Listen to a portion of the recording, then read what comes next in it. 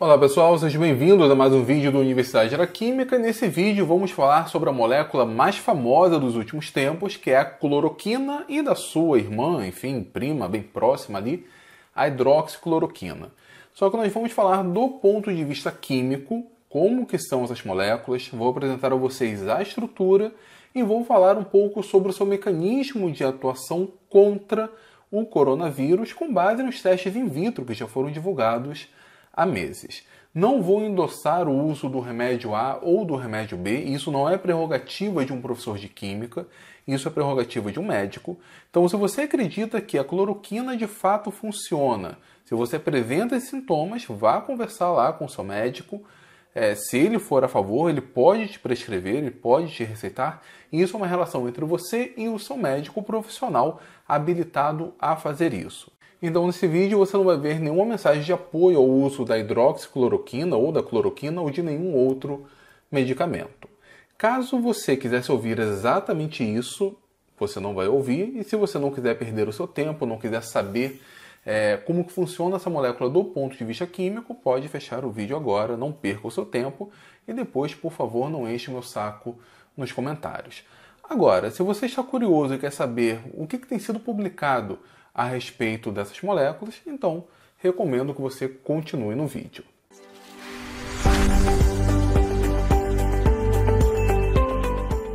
Pessoal, tem mais ou menos 2 meses eu publiquei um vídeo falando sobre a cloroquina, hidroxicloroquina, mas o vídeo ele tinha um foco muito mais como resposta a uma fake news que eu recebi. Agora que essas moléculas voltaram à tona, voltaram a ganhar os holofotes, ganharam até música, né? A cloroquina de Jesus, eu acho que vale a pena nós comentarmos um pouco sobre essas moléculas, apresentar a vocês essas moléculas.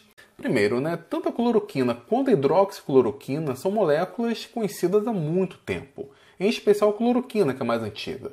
Ela foi utilizada inclusive durante a Segunda Guerra Mundial. Eu falo um pouco sobre a história da cloroquina no vídeo onde eu falo sobre a quinina. A história da quinina e da cloroquina são bem próximas. Eu vou deixar o link aqui no card, vale muito a pena dar uma olhada lá. Do ponto de vista estrutural, o que é a cloroquina e o que é a hidroxicloroquina? São essas moléculas aqui, elas são bem próximas mesmo. A única diferença é que a hidroxicloroquina tem esse grupo OH, que dá o nome hidroxi, e a cloroquina não tem. Em ambas tem o nome cloro porque aqui apresentam átomos de cloro. Mas a parte que mais chama atenção nas duas moléculas são esses dois anéis fundidos aqui, que é o que nós chamamos de anel quinolínico. Tanto a cloroquina quanto a hidroxicloroquina apresentam, a quinina apresenta esse anel quinolínico também. Na verdade, as duas moléculas são muito parecidas. Então, o que tem uma, tem na outra. Então, ambas têm cloro, ambas têm o anel quinolínico. Aqui nós identificamos um carbono quiral, obviamente a hidroxicloroquina também. Então, nessa estrutura geral, nós temos aqui átomos de nitrogênio, que faz com que essas moléculas sejam básicas, sejam bases de Lewis, e isso é importante para o seu mecanismo de ação. Como eu falei, pessoal, essas moléculas são conhecidas há muito tempo. Elas foram utilizadas no tratamento de malária, elas são utilizadas de maneira contínua contra lúpus, contra artrite reumatoide, que são doenças autoimunes, e elas foram investigadas também contra a SARS e a MERS. Por isso que o pessoal já tinha mais ou menos uma ideia do seu mecanismo de ação. Só que elas não funcionaram contra a SARS e a MERS. Funcionaram in vitro, mas não funcionaram em vivo. Como que é o mecanismo de ação delas? Bom, nós temos aqui essa representação. Essa figura veio de um artigo do JAMA. Eu vou deixar o link aqui na descrição ou no comentário fixado. Aqui nós temos a representação do SARS-CoV-2, o novo coronavírus, e aqui nós temos a membrana celular. Bom, o vírus ele começa a causar seu problema quando ele entra na estrutura celular e ele domina a maquinaria celular. Então, esse encapsulado proteico, dentro dele nós temos o código genético, no caso do SARS-CoV-2, o RNA, ele invade a célula, ele libera esse código genético, e esse código genético faz com que a célula fique maluca, comece a trabalhar apenas para ele. Então ele vai se replicar, ele vai fazer uma nova síntese de proteínas para reconstruir vários encapsulados, e depois que ele se replicar inúmeras vezes, já com sua cápsula, ele vai abandonar a célula e acaba destruindo a própria célula. Então o vírus tem esse ciclo, Ele entra, libera ali o seu código genético, se replica e depois acaba saindo da célula. Temos vários medicamentos que atuam em cada uma dessas etapas, né, que tentam impedir cada uma dessas etapas do ciclo. A cloroquina / hidroxicloroquina atua logo aqui no início. Na verdade, o mecanismo de ação envolve 3 situações. A primeira delas é que para o vírus entrar, ele entra na célula através desse receptor aqui, o ACE2. Então, essa daqui é a fechadura de entrada. O SARS-CoV-2 ele tem esses espinhos aqui, né, por isso que é chamado de coronavírus. Esses espinhos lembram os espinhos de uma coroa. E esses espinhos, na verdade, são proteínas. É o que nós chamamos de proteínas spike, o que está chamando aqui de proteína S. Ele atua como uma chave. Ele consegue interagir com a ACE2 e, com isso, ele consegue entrar na célula. A primeira atuação da cloroquina / hidroxicloroquina seria modificar a estrutura do ACE2, acaba mudando ali essa forma e isso dificulta a entrada. Pensando no esquema chave-fechadura, onde a fechadura é o ACE2 e a chave é a proteína spike, vamos supor então que tem ali a fechadura e a gente coloca alguma coisa ali para emperrar essa fechadura. Sei lá, coloca chiclete, mastiga chiclete, coloca ali. Enfim, de alguma forma ele acaba mudando essa estrutura, a estrutura do ACE2, o que dificulta a entrada do coronavírus. Essa então seria a primeira etapa do mecanismo de ação. Ela atua também num segundo processo desse ciclo. Uma vez que o coronavírus ele entra na célula, ele fica dentro dessa estrutura aqui, que nós chamamos de endossomo. Na verdade, esse processo nós chamamos de fusão de membrana, né? Ele acaba invadindo a célula e ele fica rodeado por uma membrana. Essa estrutura, né, essa espécie de vesícula onde ele está, nós chamamos de endossomo. Aqui nós temos um processo mais geral, só que esse aqui é um processo orientado ao processo de fagocitose, né? Algumas células, elas atuam especificamente dessa maneira. Então nós temos aqui alguma coisa externa, ela entra na célula, aqui forma o fagossomo, com uma espécie de endossomo no final da história. Nós temos essa coisa externa dentro de uma vesícula. E aí pode ser que essa vesícula, por exemplo, já comece um processo de digestão, ou então ela venha se fundir com uma outra organela que nós chamamos de lisossomo. Esse lisossomo ele se funde com esse endossomo, e esse lisossomo tem várias enzimas digestivas. A ideia é destruir exatamente esse agente externo. Bom, depois disso, o que sobrou daí acaba sendo eliminado. A célula não está fagocitando o vírus, ele acaba invadindo porque ele, enfim, tem a chave ali do ACE2. Então, uma vez dentro da célula, ele forma essa estrutura, né, forma aqui o endossomo, ele pode se juntar ou não ao lisossomo. E ocorre que, para que as enzimas do lisossomo funcionem, o pH é bem baixo, o meio é bem ácido. E o vírus ele gosta desse meio ácido, o meio ácido é bom para ele. Parece que quando nós temos a presença de cloroquina e hidroxicloroquina, ela meio que muda um pouco esse funcionamento dos lisossomos e aí o pH é elevado. Eu estou tirando isso do nada? Não, estou falando isso com base nesse artigo. Nos primeiros artigos que eu li, ele é de março, 18 de março, falando sobre exatamente a atividade da cloroquina e hidroxicloroquina in vitro. Em uma parte dele, ele descreve, né, diz que tanto a cloroquina quanto a hidroxicloroquina são bases fracas. E elas acabam levando o pH intracelular de organelas, como os endossomos, lisossomos. Essencial para o processo de fusão de membrana. Então, uma vez que o vírus entrou, né, ela não conseguiu impedir a entrada do vírus, o vírus entrou. Mas dentro dessa estrutura, parece que a cloroquina e a hidroxicloroquina alteram o pH, e aí com o pH mais elevado, o vírus não funciona muito bem, não trabalha muito bem, não se replica muito bem. E por isso que eu chamei a atenção na estrutura molecular dos átomos de nitrogênio. São eles que fazem com que essas moléculas atuem como bases, nesse caso, bases fracas, e com isso venham a provocar alteração no pH. A terceira situação em que elas podem atuar, o que acontece? Né? Ao que tudo indica, quando o vírus ele se instala, em especial no pulmão, nós temos ali uma resposta muito bruta do sistema imunológico. Existe o que nós chamamos de uma tempestade de citocinas.